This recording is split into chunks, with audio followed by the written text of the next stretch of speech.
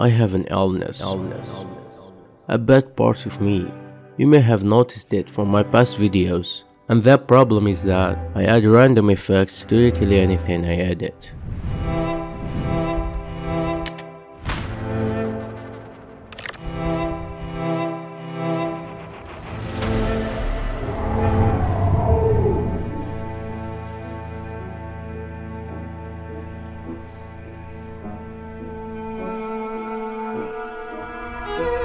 And because I can't fix that, and supposing that you have the same thing as me, and you are searching for some effects to throw on your random projects, well, that's what I will give you today. So, get your pen and notebook ready, and let's get started.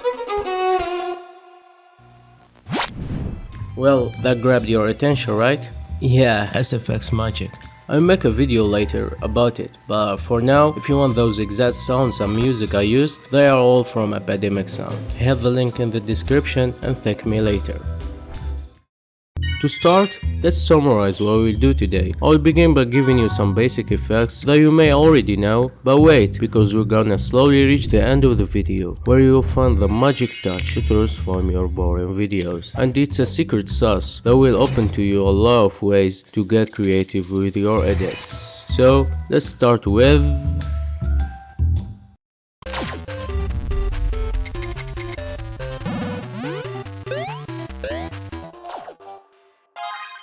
Well, who doesn't know this one? You literally throw it on anything and it gives you that shiny, fancy look. So, after adding it to our object, we see this whole panel pop up, which we will ignore and go directly to the radius, aka how far your glow will reach. Go higher and the space your glow covers will be larger, and the opposite with less radius. Next is the intensity, which refers to how strong the glow is. I usually set those two like this. After talking about the glow, let's move to the shadows, which obviously means the dark space caused by the lack of light. But in our case, it creates a simple dark area around the object we are using. So, shadow color, from its name, controls the color of the shadow. The opacity slider controls how strong or visible the shadow is. Direction is the angle of the imaginary light hitting the object. Distance is how far the shadow will be from the original object. And softness affects the edge, whether it looks sharp, like it's coming from a harsh light, or soft, from diffused light. In this one, you don't really need a particular setup, just adjust it however you want.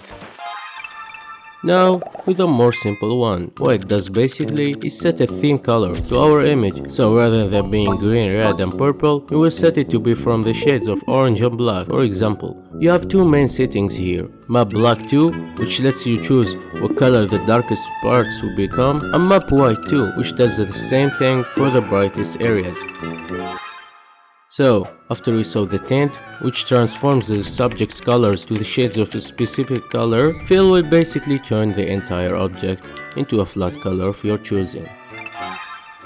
And to finish this category, we have Gaussian blur, which makes the image less sharp by spreading out the pixels, especially around the edges. It's like making things look more out of focus. So, with this slider, the higher it goes, the more powerful the effect will be.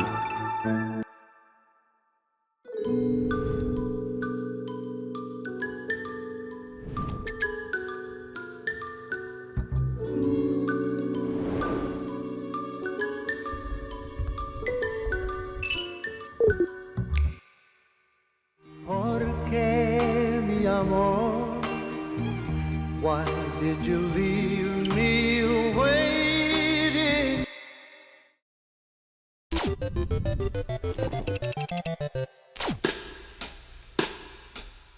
Now, let's dive into the interesting ones that honestly I can't make a video without using. Or at least that's what I will say to keep you watching till the end, so please don't leave. This effect is quite basic. What it does is add those black spots around the edges of the video. We have the amount, which controls how dark the edges will be.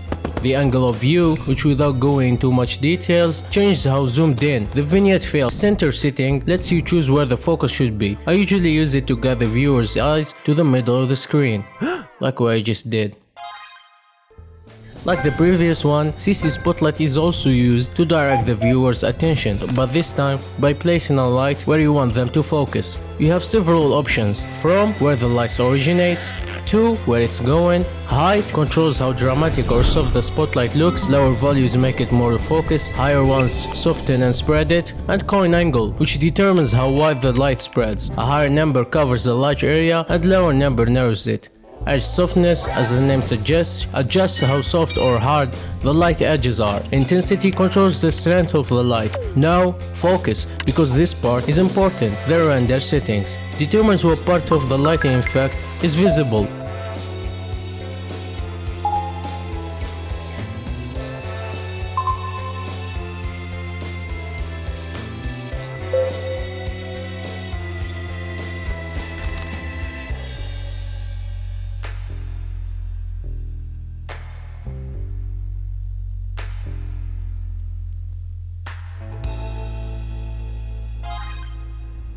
Continuing with the light-based effects, we've got the light sweep, which adds a kind of shine to your object, like how harsh light reflects off glass. Let's look at the settings. Center determines where the shine appears. Direction sets the angle at which it moves. Sharpness means your shine has hard edges, while softness does the opposite. Linear makes the light sweep's brightness change at a constant rate, giving it a clear and more even highlight. Width controls how wide or chubby the shine is. Sweep intensity adjusts the light strength. Edge intensity changes how strong the light is on the object's edge, and edge thickness controls the size of the edge. And obviously color lets you pick the color of the shine. Another cool light effect, but this one is kind of special. It creates rays that radiate from the object, adding a nice visual touch. After applying it, you will see settings like intensity, which controls how strong the light is, and I know I say it in every effect. Then we have center, which sets where the rays emit from. Radius adjusts how far they reach, and warp softness controls how smooth or faded they appear. Higher values give it a softer, more subtle look. Under the shape section, you can choose between round for soft circular rays or square for sharper ones. This one is pretty interesting, though not something you use every day. It's more for specific needs, and it nails them. Basically, it emulates the look of the burn film, either to create a fade in or out, or to add gritty texture. You've got the burn slider to control how strong the effect is, or how burned the object looks. Center to decide where the burn starts from, and random seed to vary the burn pattern each time. Great for creating different looks with the same effect. Well, also not an everyday effect, but still useful. As the name suggests, it simulates a book page turning, perfect for flying papers or creative transitions. You'll find a control section with 4 corners option to set where the fold starts from. Fold position controls how far the page has turned. There are more settings, but honestly, these are the only ones you really need.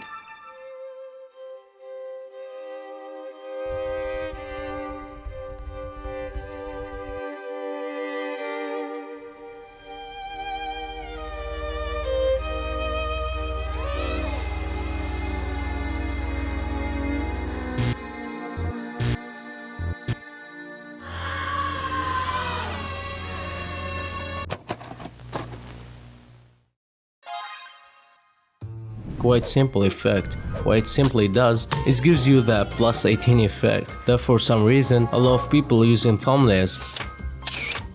So make sure to put it everywhere to get some views. Now, when you add it, you won't need to edit a lot in its settings. You just have 2 sliders. One for vertical pixels, and as much as you increase it, your image will be in higher quality, and the other one is for horizontal pixels with the same purpose. I won't say a lot in this one. Put it on your image and it will invert the color simply, replacing the color you have with the corresponding one in the color wheel. This one lets you create a smooth blend between 2 colors, perfect for custom backgrounds or adding color overlays. We choose 2 colors and it fades from one to the other. The important settings are start of ramp and end of ramp. Controls where the gradient begins and ends. Ramp colors are your 2 main colors. A ramp shape lets you pick between a straight line or circular style gradient. Simple, clean, super useful. This one makes your layer look wavy, distorted, or like it's rippling in water. Great for heat waves, liquid vibes, or glitchy effects. The key settings are amount, which controls how strong the distortion is, size, which changes how big or small the waves are, and displacement type, which lets you switch the style, turbulent, twist, blotch, play with those and you will get some cool trippy movement. This one fixes or adds lens distortion, like fisheye effect or fixing a warped footage. The main setting is field of view, which controls how much distortion you add or remove, and the reverse lens distortion flips it to fix the warping. Now this one changes the frame rate of your video to make it look like a stop motion animation. The key setting is frame rate.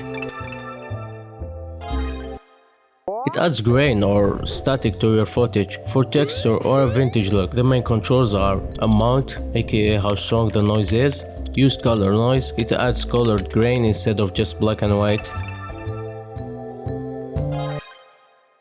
duplicates your layer multiple times, creating trailing ghosts or image, or a motion blur effect. Important settings are number of echoes, how many copies, echo time, time between each copy, and decay, how much each echo fades out. So, as a gift for the ones that watched the video till this moment, I'll mention the essential plugins that every editor needs. But first, what is a plugin? A plugin is an additional tool that you add to AfterFx in order to accomplish things that it can't do usually on its own. It's like adding a new filter to your camera. It gives you new animations, effects, and even shortcuts that make your work more faster and fun. Oh man, this one is a beast. It's like the glow effect but on steroids. You throw it on something and boom, you instantly get this juicy, smooth, professional glow that reacts way better than the built-in glow. It spreads more naturally, has a clean fall off, and just looks right. It also saves you from stacking a bunch of glows to get this cinematic shiny look. So deep glow is a must-have. This one is all about color. It gives your video that nice cinematic look that every creator is going for these days, without doing heavy color grading yourself. It's mainly used for stylizing, fixing colors, and giving it that movie feel. The most popular tool inside it is Looks, where you can stack different color presets and tweak them super easily. Just drag it on, pick a vibe, adjust few sliders, and boom, your footage looks like it's coming from a Hollywood movie. This one is a game changer. It lets you bring actual 3D models into AfterFx and move them around like magic. You can rotate, light, texture, and animate 3D objects without leaving AfterFx. It's not for building effects, it's for bringing 3D stuff like text, logos, or even full objects into your scene and make them look clean and real. Super useful when you wanna add depth without jumping into a full 3D program. This one is not just one effect, it's a big pack of high quality effects. It saves your time and makes things look way better. You get stuff like glow, shake, blur, transitions, or smooth and ready to use. Just type S underscore and pick what you need. Super useful when you want fast pro-looking results without building it from scratch. This one is more like a full toolbox than just one effect. It's a big collection of plugins made for visual effects, transitions, titles, and even some 3D stuff. You'll mostly hear people using Boris FX Continuum or Sapphire. Oh yeah, I forgot to mention that Sapphire is a part of Boris. Anyway, it's great when you want high-end effects that look polished right off the box. Just drag, tweak, and boom, you will get pro results with way less effort.